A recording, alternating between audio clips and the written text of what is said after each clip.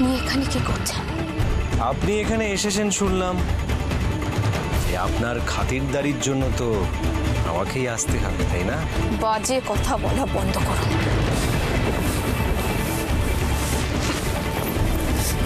কেন আটকে রেখেছেন আমাকে এখানে? ছি ছি ছি ছি ছি, আটকে রেখেছি কোথায়? একটা আলাদা ঘরে আপনার বিশ্রামের ব্যবস্থা করে দিয়েছি এই মাত্র। এত কষ্ট করে আপনি এসেছেন, এত পরিশ্রম করেছেন, আপনার শরীর তো ক্লান্ত না? তারপরে তো শুনলাম আপনি আবার রাগারাগিও করছেন। আপনাকে কে খবর দিল? খবর? কি জানেন দিদিমণি, গোবিন্দপুরে খবর বাতাসের থেকেও আগে ছোটে।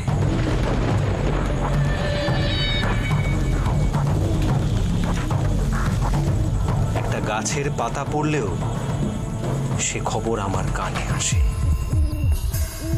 আর এটা তো অনেক বড় ব্যাপার।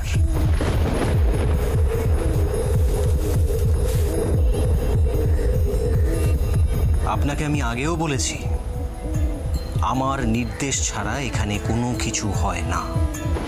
ও, তার মানে উমার সাথে যে অন্যায়টা হতে যাচ্ছিল সেটা আপনার নির্দেশেই, তাই তো?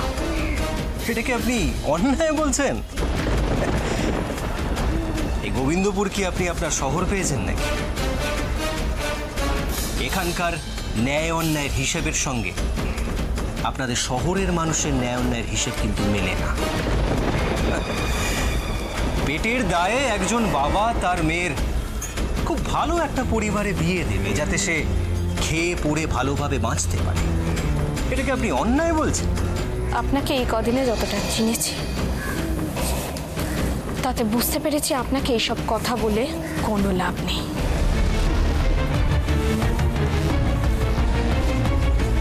দিদিমণি, আপনি আমাকে কিচ্ছু চেনেননি, কিচ্ছু। তবে আমি যে আপনাকে চিনতে ভুল করেছিলাম সেটা আমি স্বীকার করে নিচ্ছি। প্রথমে ভেবেছিলাম আপনি একজন বুদ্ধিমতী মেয়ে, সহজভাবে বলবো, সহজভাবে বুঝবেন, কিন্তু তা না। আপনি আমার কথা শুনলেন না, কিন্তু জেনে শুনে আপনি কি একটা বোকামো করে বসলেন বলুন তো? কেউ কি কখনো এরকম জেনে শুনে বাঘের খাঁচায় পা দেয়? আমাকে এসব ভয় দেখিয়ে কোনো লাভ হবে না। আমার যেটা ঠিক মনে হবে আমি সেটাই করব। তাহলে এবার থেকে আমাদের যা ঠিক মনে হবে আমরাও তাই করব।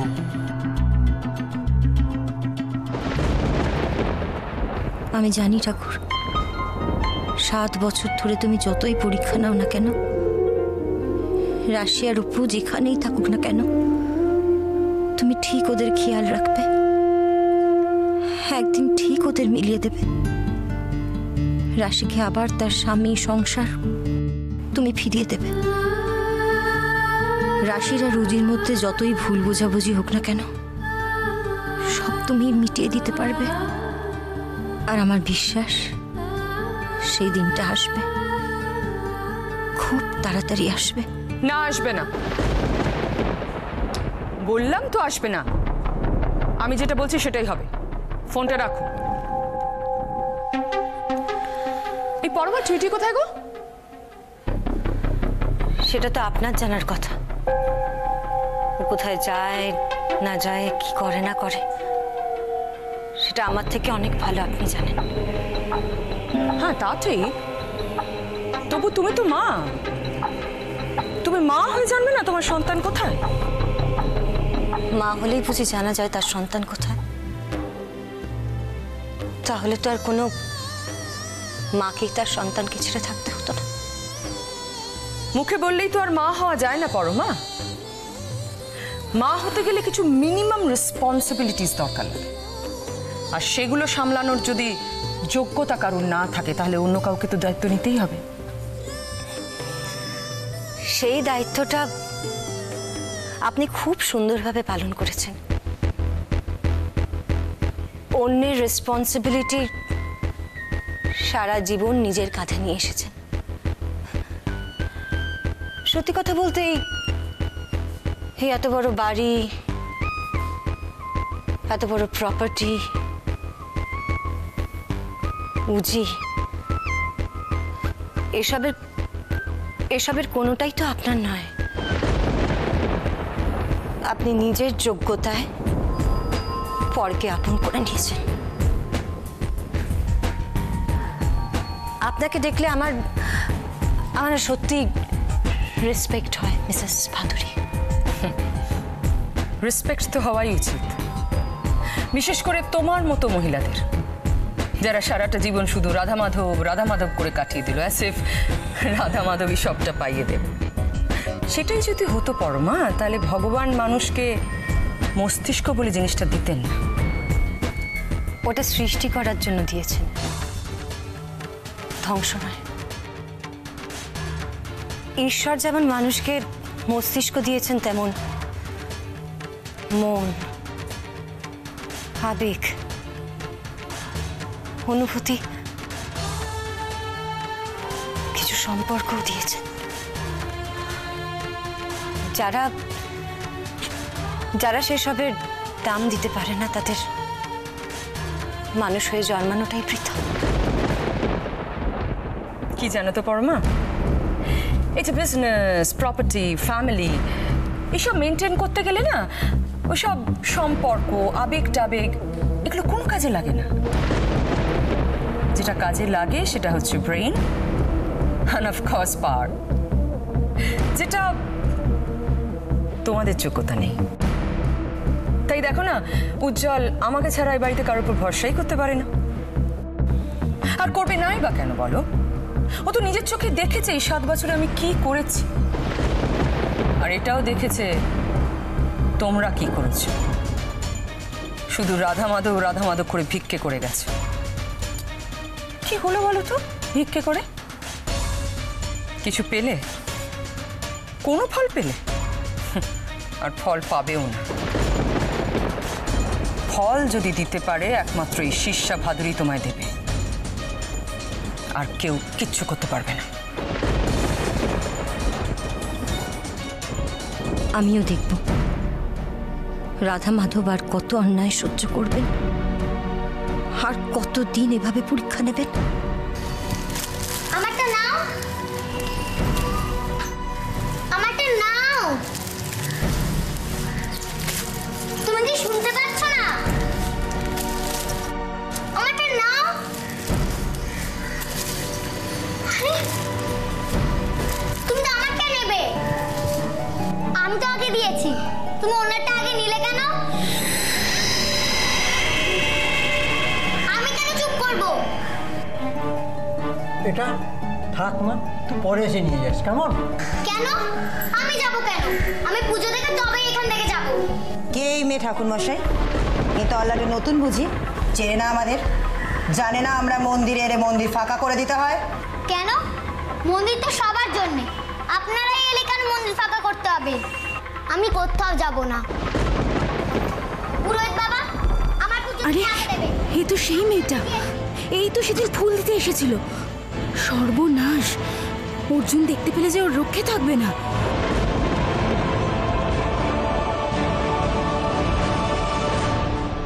আপনাকে কিন্তু আমি আগেও সাবধান করেছিলাম যে এসবের মধ্যে নিজেকে জড়াবেন না।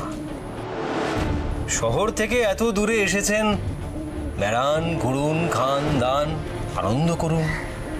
তা না, বাড়ির মেয়ে বৌদি নিয়ে আপনি নাচ গান শুরু করলেন, তারপর তাদের ব্যক্তিগত ব্যাপারে আপনি নাক গলাতে শুরু করলেন।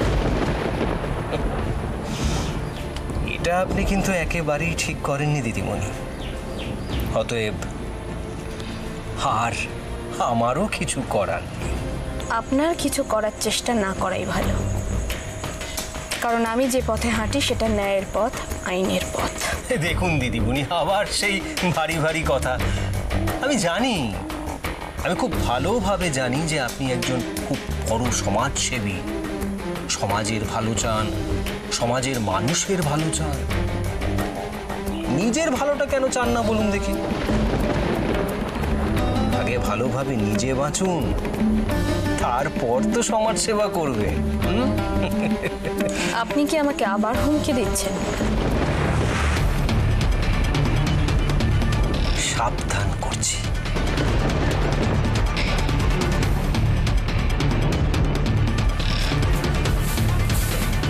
বড় উমা একটু ঘুমিয়ে পড়েছে, তবে ওর মা বলেছে যে বিকেলের মধ্যে ওকে তৈরি করে দেবে। বিকেলের মধ্যে তৈরি করে দেবে মানে? কোথায় যাবে উমা? জাহান্নামে। তাতে আপনার কি? কি করতে চাইছেন কি আপনারা উমার সাথে? দেখুন, আমার মেয়ে, আমি তার সাথে কি করব না করব তার কৈফিয়ত কি আপনাকে দিতে হবে? মধুসূদন, একজন অতিথির সাথে কখনো এইভাবে কথা বলে? শতক উনি কত দূর থেকে এখানে এসেছেন, ওনার আদর আপ্যায়নের ব্যবস্থা করো, এইসব কথা বলো না। শতক, এটা তো একটা অনুষ্ঠান বাড়ি, তাই না?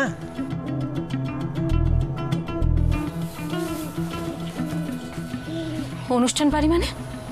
কিসের অনুষ্ঠান?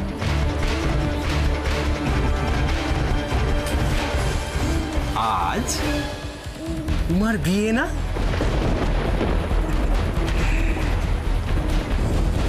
যে বিয়েটা কাল আপনার জন্য মাঝপথে বন্ধ হয়ে গিয়েছিল, আজ আপনার সামনেই সেই বিয়ে শেষ হবে। বিয়ে হয়ে গেলে প্রাণ ভরে আপনি বরবউকে আশীর্বাদ করবেন। না, এই বিয়ে আমি কিছুতেই হতে দেব না। এই বিয়ে হবে, আপনি কিচ্ছু করতে পারবেন না।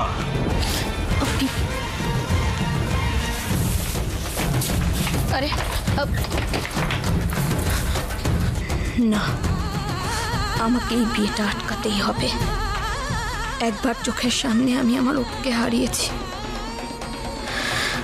প্রাণ থাকতে আর কোনো মেয়ের কোনো ক্ষতি আমি হতে দেব না, কিছুতেই না। 1.5 আঙ্গুল মেয়ে, তুই আমার মুখে মুখে তর্ক করছিস? এত বড় সাহস তোর? দিদি দিদি দিদি, ওকে মাফ করে দাও। ছেলে মানুষ কি বলতে কি বলে ফেলেছে। ছেলে মানুষ? কথা শুনে তো মনে হচ্ছে না ছেলে মানুষ। এক্ষুনি বেরিয়ে যা মন্দির থেকে। আজ আমার ছেলে দীর্ঘায়ুর পুজো আছে। আমি আমার মায়ের জন্য পুজো দিতে এসেছি, আমি এখান থেকে কোথাও যাব না। মা গো মা, কি আসপত্তা! তোর মা আর আমার ছেলে এক। আজ আমাদের এখানে পুজো আছে, এখানে কারোর আসা বারণ। বেরিয়ে যা এখান থেকে। চলে যাবো। বেরিয়ে যা। দিদি, আমি যাব না। দিদি, ছেড়ে দাও। কোথাও যাব না। আমি কোথাও যাব না। দিদি,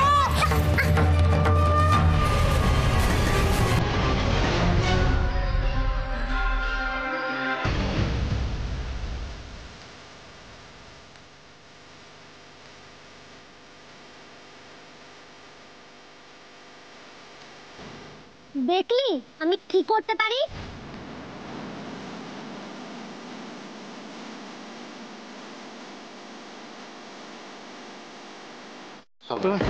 আপনারা কিছু চিন্তা করবেন না, বড়বাবু যখন এসে গেছেন তখন সব ব্যবস্থা হয়ে যাবে। এই বিয়ে আজ হবেই। কাল যা হলো মশাই, তারপর আপনার কথার ওপর ভরসা করে কি করে বলুন তো? কালকের ঘটনার জন্য আমি আপনাদের কাছে মাপ চাইছি। মাপ চাইলে কি 7 গুণ মাপ হয়ে যায়? কালকে যে আমাদের এত বড় বেইজ্জতি হলো তার কি হবে? দেখুন, আমাদের পরিবারের তো কেউ আপনাদের কিছু বলেনি। কে এক মহিলা এসে কি বললো না বললো তা আপনারা এত গায়ে মাখছেন কেন? একটা বাইরের মহিলার এত বড় সাহস হয় কি করে বলুন তো? না মানে দেখুন, ওনাকে তো আমি চিনি না, কালই প্রথম দেখলাম। না জানি কোন জন্মের শত্রুতা আমার সাথে মেটাচ্ছেন। তবে তবে ওই আজকে আজকে আমরা ওর সাথে যা একটা ব্যবস্থা নিয়েছি না, তাতে উনি আর কিছু করতে পারবেন না। দেখবেন এই বিয়ে আজ ঠিক হবে। এ বিয়ে হবে না। এভাবে রাশি মুখার্জিকে কেউ আটকাতে পারবে না। ইয়ে মানে বলছিলাম কি, যদি কিছু মনে না করেন তাহলে একটা অনুরোধ ছিল। না মানে বুঝতেই তো পারছেন, গরিব মানুষ, অনেক কষ্ট করে এই বিয়েটা ব্যবস্থা করেছিলাম। তো ওই মেয়েটা এসে সব কিছু পণ্য করে দিল। তো আজকে এই সব ব্যবস্থা করতে গিয়ে অনেকগুলো টাকা বাড়তি খরচ হয়ে গেছে। তাই বলছিলাম যে মানে আপনাদের সাথে যেটা রফা হয়েছিল তার থেকে যদি কিছু দিতেন তাহলে। আপনার সঙ্গে তো আমাদের কথা হয়েছিল, মেয়ে দিলে হাতে হাতে নগদ পাবে, তা এখন টাকা চাইছেন কেন? আর ও মেয়ে তো আমি দিচ্ছি। ওসব সেনাগিরি রাখুন, আগে টাকা নিয়ে কেটে পড়ার মতলব। এখন তো মনে হচ্ছে ওই মহিলা আপনাদেরই সাজানোর লোক, এসব নাটক করে টাকা হাতিয়ে নেওয়ার ধান্দা করছেন।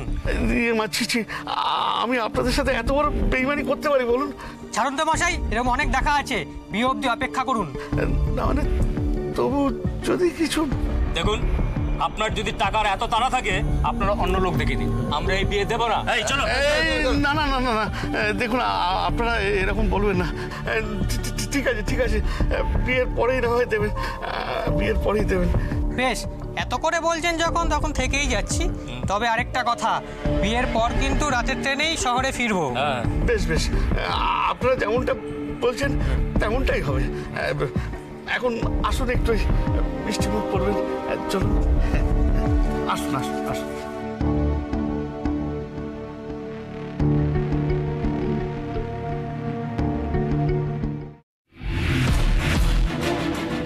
এটা তো এতক্ষণে পরিষ্কার যে উমার বাবা শুধুমাত্র টাকার জন্য এই বিয়েটা দিচ্ছে, কিন্তু ওরা এটা বুঝতে পারছে না যে টাকা ওরা উমার বাবাকে দিচ্ছে তার দ্বিগুণ টাকায় মেয়েটাকে শহরে নিয়ে গিয়ে বিক্রি করে দেবে।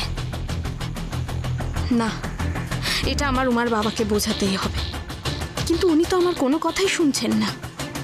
তাছাড়া টাকার লোভে একটা ছোট্ট মেয়েকে যে এত বড় বিপদে ঠেলে দিতে পারে, তার মতো মানুষকে আমি কি করে বোঝাবো? যা করার আমাকেই করতে হবে, যেভাবেই হোক আগে আমাকে এখান থেকে বেরোতে হবে।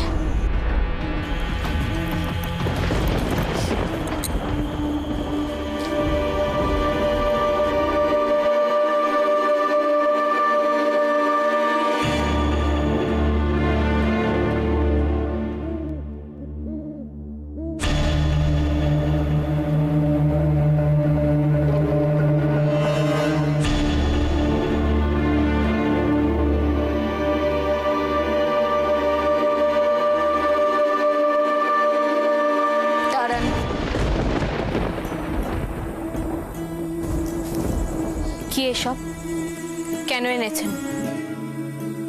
কি হলো, চুপ করে আছেন কেন? যা জিজ্ঞেস করছি তার উত্তর দিন। কাল রাত থেকে কিছু খাননি তো, তাই। অন্যের মেয়ের প্রতি এত মায়া দয়া, আর নিজের মেয়ের প্রতি এত অবহেলা।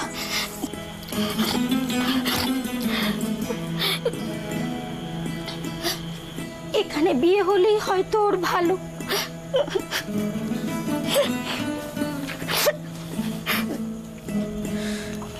কিন্তু আপনার চোখের জল তো অন্য কথা বলছে।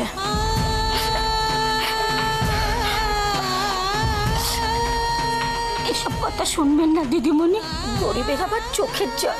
তোমরা গরিব, সেটা তোমাদের অভাবে, কিন্তু এভাবে অন্যায়ের প্রতিবাদ না করা সেটা তো তোমাদের স্বভাবে দাঁড়িয়ে গেছে। কেন বলুন তো, কিসের জন্য এতটুকু একটা বাচ্চা মেয়ের সাথে এত বড় অন্যায় হতে দিচ্ছেন? কেন কিছু বলছেন? আপনি তো ওর মা, আপনি ওকে পৃথিবীর আলো দেখিয়েছেন, ওর ওপর সব থেকে বেশি অধিকার আপনার। আপনার তো প্রতিবাদ করা উচিত। কেন বিয়েটা হতে দিচ্ছেন আপনি?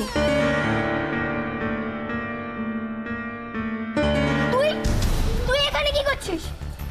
মা, ওই আগের দিন আমাকে মেরেছিল। কে আগে মেরেছিল? সত্যি কথা বল। আমি সত্যিই তো বলছি। তুই তো আগে আমার হাতে কামড়ে দিলি, তুই তো আমায় ধাক্কা মারলি। বেশ করেছি। তুই আগে আমার পায়ে গুলতি মারবি কেন? এই মেয়ে চুপ! তোর এত বড় সাহস হলো কি করে আমার ছেলের গায়ে হাত দেওয়ার? তোকে আমি ছাড়বো না, তোকে দেখাচ্ছি আমি মজা। অর্জুন, অর্জুন আস্তে, অর্জুন পড়ে যাবি। মেয়েটাকে ধরো তোমরা। বাবা বাবা, অর্জুন অর্জুন অর্জুন আস্তে, পড়ে যাবি বাবা, আস্তে। ওকে ছেড়ে, ওই মেয়ের সব বন্দোবস্ত আমি করছি। হে রাধা মাধব, এখন তুমি একমাত্র ভরসা। ওই মেয়েটাকে তুমি ওদের হাত থেকে রক্ষা করো। ওকে আমি ছাড়বো না। দাঁড়া দাঁড়া, এইবার কোথায় যাবি বল?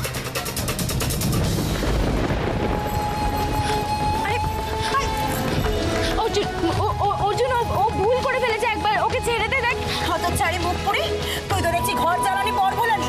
যাদের খেয়ে পড়ে আছিস তাদের শত্রু হয়ে তুই বকালতি করছিস। না দিদি, আমাকে ক্ষমা করো। দেখো, ও তো ছোট বাচ্চা মেয়ে। না, ওকে আমি আগে